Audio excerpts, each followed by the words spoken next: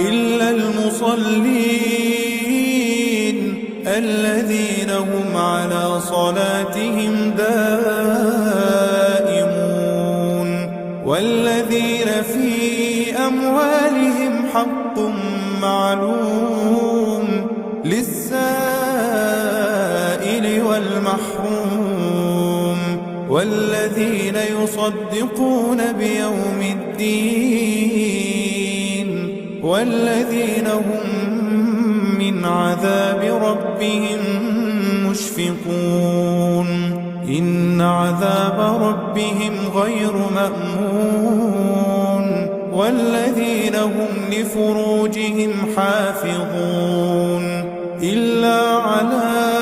أزواجهم أو ما ملكت أيمانهم فإنهم